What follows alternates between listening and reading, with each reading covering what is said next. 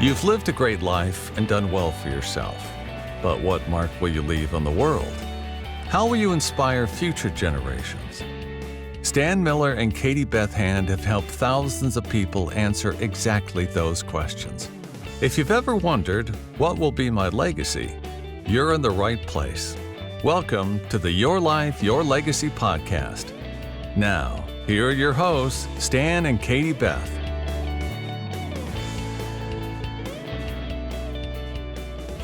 Well, good morning, everybody, and welcome back to the show. You are listening to the Your Life, Your Legacy podcast with your hosts, Stan Miller and Katie Beth Hand. And we are so excited because this morning we have a special guest, Dr. Maribeth Kuzmeski. Maribeth, welcome to the show. We're so excited to have you on with us this morning. Well, I'm excited as well. Thank you. Maribeth, why don't you tell us just a little bit about your background and kind of what led you into the industry that you're in? Yeah, so I occupy a couple industries, but my firm, Red Zone Marketing, has been working in financial services for 20 years. And it started off from, I had one client. I just opened up my marketing firm. My fifth client happened to be a financial advisor. So this one client that was a financial advisor turned out to be someone who was very successful. And he listened to what I was sharing with him about marketing, and he did it. And he had a lot of success. And that led to me working with lots of other financial advisors and people in the financial industry. And that was many, many years ago. So I'm grateful for that. And I have since gotten my Ph.D. and I also teach students. So I work with the young and with the not so young. That's great. Stan, do you have specific questions for Maribeth, just a little bit about her background and how she got into what she does? Yeah, I have a ton of questions. Just looking at your bio, I was really intrigued and really excited to have this time with you this morning, just to make this connection with you. So I noticed, if you develop a relationship with a client that has $10 million in assets under management, which is not a very big book, right? And you help that client move to a couple $100 million. A lot of things had to happen for that to work out, right? And so I'm curious, to the extent you're willing to share with us, what are the things that you do that you believe are I would say that would incorporate your unique abilities, that would be distinctive, things that somebody would be able to obtain in a relationship with you that they wouldn't necessarily get working with somebody else? Yeah, I mean, I think what I've always done from the very beginning is to think things through really logically. And, so from that first client, he had this financial advisor had a few clients of his in working at a particular company. And so I said, well, why don't we just call them and say, we're going to do a seminar for people like them on how to retire from this particular company. And it was just seemed logical sense. But at the time, people were thinking they have to send out thousands of invitations to do this. And we're like, well, we don't have money for thousands of invitations. So let's just make a few phone calls. And so I think my perspective has always been, what do we do that's really logical? And a lot of cases, financial advisors get their new business from referrals. So why don't we try to enhance that referral process as opposed to trying to do all these other crazy things that seem to have less success than just working where the money's already coming in anyways. And so I think one of the things that we've just always done is it's not about spending a ton of money on your marketing. It's about looking at the book of business, looking at the business logically and saying, what can we do today to increase the business? That makes almost too much sense, And Right.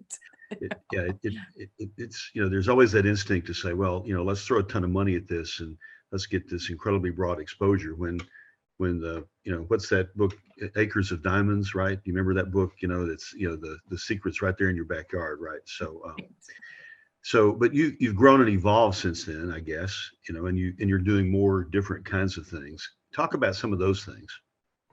Yeah, I mean, the world has changed since I started in this industry. My first book, there wasn't even any reference to social media because didn't exist. And so that's how long I've been in this business. So, we have to evolve our business. We can still be very logical and not spend a ton of money on our marketing, but it's thinking about how do we use all the things that are available to us today. I mean, when LinkedIn first came about, I'm thinking, oh my gosh, what an amazing way to mine for potential prospects. I mean, it used to be in the old days, this will prove how old I am. I mean, financial advisors, when they started at a company, they were handed a phone book and just pick it up and phone and call people. Like, what? That's a marketing strategy? But today we have so many more sophisticated technologies with LinkedIn and being able to search and find prospects and find people who know the people that we're going to be talking to, so we can ask them, hey, I'm talking to this person next week. I see that you're connected to them. Tell me a little bit about him so that I come in really prepared. And it's things like that where I think, marketing is much more sophisticated, obviously. Even just the cell phone, using cell phones in the financial services practice, texting clients, texting prospects. Those are things that we didn't do many years ago.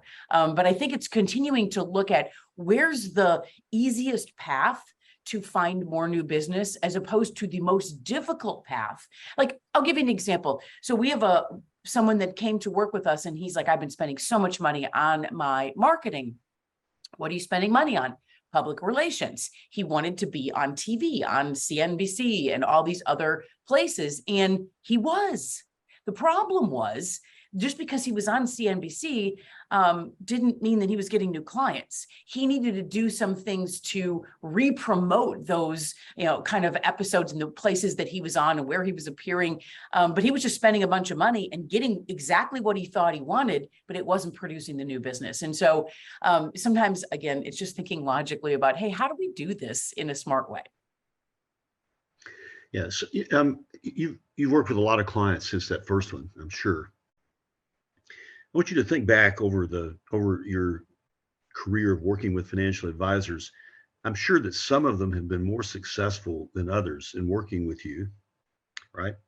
So I'd be curious to know hear your perspective on what it is your client needs to bring to the party in order to be successful. It's not just you, right? You can't push a magic button and make it rain. They have to bring something to the table also. So what's your take on that? I think it's being really realistic about your referability, because, financial services, it's just been proven over time that unsolicited referrals and referrals by asking are the ways that we're getting new business. And it proved to be the same throughout COVID and before and after and all of that. And we've done a lot of research to see, hey, how are financial advisors actually bringing in new business? So if you're not getting referrals, a lot of times financial advisors will say, well, I don't know why I'm not getting referrals, but I need to press harder and see if there's things I can do to get more referrals, as opposed to being realistic and saying, maybe there's an issue internally, because usually it's your service model that causes the problems with referrals. And maybe it's not the financial advisor, him or herself, or the other advisors. It could be service team members that are not trained properly. There could be all sorts of things, but we find that when you really identify your referability and your ability to continue to be referable and your ability to accept maybe what the facts might be. Hey, listen, this service model needs to be cleaned up a little bit because we're doing some surveys of your clients and we're not hearing what you think that the result is. And so I think that's the one big thing, is really being very aware and realistic about the referability, and then improving it. Those that are always concerned about their referability will almost always be more successful in financial services, and it doesn't seem like that's a marketing strategy, but it absolutely is, because where does most of the new business come from? It comes from service. Service is marketing. Yeah, I would say over the years, I've found that there's some correlation between the amount of new business you get and the amount of sales calls you make. Yeah, that's very true. It's very true. It is a numbers game too, right? I mean, it just is. So COVID came along how did that impact? How did that impact your clients' businesses? And now that COVID, hopefully, is fading into the rearview mirror, what impact has COVID had that you see going forward? Yeah, well, one of the things that became very obvious, and our business got very busy, and I actually felt guilty about it for a while because some people are really struggling at the beginning of COVID, and we've got more business than we know what to do with, because advisors realized they needed to figure out how to reach clients and prospects without seeing them. So websites need to be improved. Websites dramatically needed to be improved. They realized, hey, listen, my website is that's the face of my company right now. I'm not seeing anybody in person. So we spent lots and lots of time fixing financial advisors' websites and really making them a lot better, which they probably should have done before that. But it became a critical situation of, I've got to fix my online presence because that now is my only presence. And the other part is, getting better with video and figuring out how to write good video scripts and how to use the technology that allowed them to share their stories and share what they were doing without being face to face with people. And it was a big sea change for a lot of financial advisors. And those that adapted really well were able to take the time to learn and develop this online presence that was going to help them tell their story without them being in person. And so that was an eye opener for a lot of financial advisors that hadn't even looked at their website in years. They're like, oh wait, maybe I should fix that up.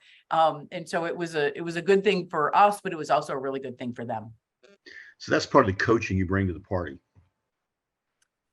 Yeah, I mean, the kind of coaching that is necessary, I think, for those kind of situations is, are you going to project the self that you want to project when you're using Zoom, when you're using these different technologies? And we did a lot of training and coaching on that as well, because what you think you sound like and what you think you look like might not be exactly the way you want to be portrayed. And so we have to do a lot of practice on how do you use Zoom? How do you get the camera in the right angle? How do you make sure that you've got a backdrop that's not distracting, or do you even know what's in your background, And so it was those kinds of things where you can't work out of your bedroom. You've got to figure out something else to do. So there was a lot of that, and that was all new for financial advisors, and it was kind of all new for us as well. So I've noticed you've written a lot of books, and I've written one, and I know how much work went into that. So you've written 9 so far, I think, and I have some idea of what's involved in that process. One of the books that you wrote really popped out though when I was looking at your website. And it was a book called The Engaging Child. That book didn't seem to, and I haven't read it, but the book didn't seem to be about helping financial advisors market their practice. It seemed to come from a whole different place. I'm really curious about that. Yeah, the idea came because I had written this book called The Connectors, which is probably it is the best-selling book that I wrote. And I would be out talking, doing presentations and speaking about the concepts in this book. And I had a CEO of a large company come up to me and say, we need a book like this for our kids, because our kids aren't sure how to connect, and we're not sure how to help our kids connect in this way. And that was, sort of the beginning of, well, we've got cell phones now, and we're very distracted. And it was at the very beginning. And so my daughter was an extremely successful connector. She's a little kid, but she could connect with anybody. And I thought, well, there's some things that I could draw her into. And so she actually wrote, with a little bit of help, she wrote a few chapters in the book with her concepts on how kids could get better at connecting and what they needed to think about, and sort of written to kids, not from a parent to a child, but from more of a child to a child, like, hey, this is what you need to do, and this is why you should pay attention to this. These are some of the good things that could happen. And those were really fun times, because my daughter and I traveled around and did speaking engagements and all of that, and it was kind of a 1-2 kind of a thing, and it was a lot of fun. How old is your daughter now? She's 27 years old now. So we did this book when she was probably 10 years ago. Yeah. Yeah. So yeah, that's being able to do that thing with your daughter. That's really really terrific. Yeah, it was And you're awesome. lucky to have a daughter. I never had a daughter, so yeah, I'm jealous. So I noticed that you've had a particularly particularly interesting connection with Oklahoma State University. So I can relate to that because just down the road a bit, I've had an interesting relationship with Arkansas Tech University over in Russellville, and I'm really curious to hear give us a little bit of insight about what you've done there in connection with your university. Yeah, so I got to Oklahoma State because at the time, which was back in 2013, 2012, they had the only executive PhD program in the country at the time. There's more now. But I wanted to go back to school and get a PhD, but I didn't want to quit my job at Red Zone Marketing and go back to school for 5 years. So I found this executive PhD program, which led me to Oklahoma State. And then once I got to know professors there, they asked me to, hey, will you come back and pilot a course, a new course of a flipped classroom on really interactive, active learning for the principles of marketing, which is the main course that every single student in the business school has to go through. And so I thought, well, what kind of opportunity would I ever get like this again to be able to pilot a course and teach marketing the way I think marketing should be taught? No one was asking me those things before. So I thought, this is pretty cool. Maybe I'll do this. And it has been wonderful. And then with the impetus of this NIL, name, image, and likeness for student athletes, and now they can profit due to some rulings and different things. But in the NCAA now, a student athlete can profit from their name, image, and likeness. And so I now teach a course on personal branding, name, image, and likeness for our student athletes at Oklahoma State. And it has been great. We have a lot of student athletes in my family. And so I think that's why I got tapped to teach this class. But it has been amazing. So getting to know the student athletes and helping them through their efforts to do personal branding, which, by the way, is very similar to what we do with financial advisors. It's just a different industry. It's just a different, there's just a different target audience and those kinds of things. But it's the same thing. I mean, how do you promote yourself? How do you stand out? How do you get brands interested in you? How do you clean up your social media and your online presence? And so it's been a lot of fun doing that. And that was one of the books I wrote, was actually a text on name, image, and likeness personal branding, because there wasn't anything out there, because it didn't really exist prior to a little over a year ago. Well, laying aside the athlete issue, going back to financial advisors, what's your ideal client look like now? Now you're at a different place in your career. You're not starting out anymore. You have a successful practice. It looks like you're operating in different states. You have different offices in a number of places.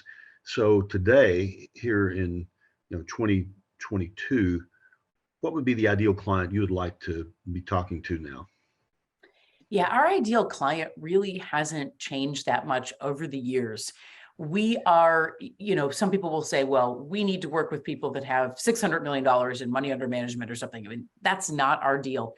We want to work with financial advisors. It could be teams, it could be RIAs, it could be wirehouse, it could be, any version of a financial advisor that simply wants to grow their business. And they really have proven that they want to grow their business. So a lot of people say, well, yeah, I want to get to $1 billion in money under management. Well, that's great. What are you willing to do to get there? What changes are you willing to make to get there? And a lot of people aren't willing to make a ton of changes to really significantly grow their business. So we are simply looking for those that honestly, and we have a whole way of doing a discovery, like a financial advisor would do a discovery, to really determine, do you really want to grow your business? Are you really committed to doing this? Will you be able to do the things that we may ask of you to do? And so that's it. It's, do you really want to grow your business? Now, the very first financial advisor we worked with, and it was interesting because he really was committed to growing. and he would do whatever we asked. And I'm not saying that you have to do whatever we ask, but he literally did whatever we asked. And I realized that that ability to implement and to execute is not something that everyone possesses. It's really a kind of a unique thing where not only do you say you want to grow, but you're willing to take the steps and do the things that will allow you to do that. So it's not, have you ever told somebody they're not a good fit, that it'd be a bad idea to engage you? Oh, absolutely. But I always have people that I can refer them out to. Here's somebody that may be more of a fit for you. And I never just say, I can't help you, whatever. I will always refer them out to somebody, because I know so many other people in the industry who just might be a better fit for them. Maybe they just need to fix one thing. Maybe they just need a series of seminars or something, whatever it might be. So I'm always, trying to make sure that they have the resources, but the resource just may not be us. So if somebody listening to this podcast is attracted to what you're saying, and I can see how many people listening to this podcast would be attracted to what you're saying, what's the best way for them to reach out and make a connection with you? Yeah, the best way is to go to redzonemarketing.com. And on my website, we've got a list of all the services we do. I do lots of speaking. We've got lots of resources. I write a blog frequently on topics that are important to financial advisors and always related to how do you grow your business? How do you make sure you're continuing to grow your business? And sometimes that has something to do with your staff and how you're bringing the best staff in and keeping them and all sorts of different things. But it's all about business growth. So there's tons of resources there. Great. So I've dominated the conversation, Katie Beth. I'm sure you have some pent up questions you'd like to put out there too. I do have just a couple before we sign off here in just a moment. One question is, and I think I could tell, what is it that you hope that your legacy is through all the work that you're doing, Maribeth? Yeah, I mean, I think the legacy, oh boy, and it's interesting because the legacy is not me necessarily. It's if a financial advisor can serve more people that really need to be served. And I think that's one of the things that I see so many talented financial advisors out there that really understand financial services and can explain it to their clients and put together plans and strategies for taking money out once you retire and doing it the right way. And all the things, the ways that financial advisors care. But my legacy isn't to make that better. My legacy is, can you get more clients? Can you get more clients? Can you serve more people as a result of either being more referable or figuring out how your service, whatever that might be, something that I may have done to make sure that more people can really connect with a good financial advisor. That's great. And you're also leaving a legacy with your students and your student athletes as well. I can't imagine all the lives that will be changed by having that type of guidance and knowledge on a college level before they really get out into the real world. They already know how to brand themselves. So that in itself, I think, is also a really incredible legacy that you're leaving. Yeah, that's actually one that I look at that. Did a student get placed in a job that they really wanted to be placed in? And that sort of our success as professors is we want to be able to teach and allow them to learn, but are they getting the jobs that they want? Do they have the confidence, the experience that they can go out and actually get a job in marketing or whatever it might be? And for the case of student athletes, is their success right now with their NIL, with their name, image, and likeness? Are they making a little bit more money than they could have done in the past? With everything, the financial world is changing and the marketing world is always changing. With all that's happened in this post-COVID world, what would you say your biggest challenge has been in adapting? Yeah, I mean, the post-COVID world, so part of the whole thing is my whole career was traveling. I would travel to go to speaking engagements, to go see clients. And I would travel every week for 20 years. And then all of a sudden I didn't travel. And I always thought travel was good because I wasn't getting paid sitting in my house, in my office. I was getting paid when I was out seeing people. So I didn't really care about travel. I liked it. And then when I sat home during COVID, I'm like, I didn't like travel. Travel's terrible. Travel's horrible. And now I'm back traveling again. And I think to what I'm trying to say is that the adaptation of change, things are going to change. And now I love travel again, because now I'm back out traveling again. And you know what? Travel's not that bad. I mean, you have to have the right mindset going into some of these things. And, COVID changed everything, but those that have really survived and thrived have adapted to the changing environment and what we need to do differently. And, I've seen financial advisors find great success by using Zoom and being able to get clients across the country as opposed to just in your backyard. And so there's so many things, but I think it's the adaptation to change. Absolutely. That is great. Thank you. Is there anything that we didn't talk about that you want to cover? Boy, I could talk forever. No, I'm fine. Okay, great. Well, thank you so much for being on the show. This was the Your Life, Your Legacy podcast with Stan Miller and Katie Beth Hand. And it was our privilege to have our guest today, Dr. Maribeth Kuzmeski, and we will have all of her information in our show notes. Thank you so much, Maribeth. We really enjoyed having you on the show with us today. Thank you, guys. Thanks for listening to the Your Life, Your Legacy podcast with Stan Miller and Katie Beth Hand. If you enjoyed the show, please rate, review, and subscribe on Apple Podcasts, Spotify, or wherever you get your podcasts. To find out more about Stan and Katie Beth, go to pinnaclelegacylaw.com. You can also find links in the show notes.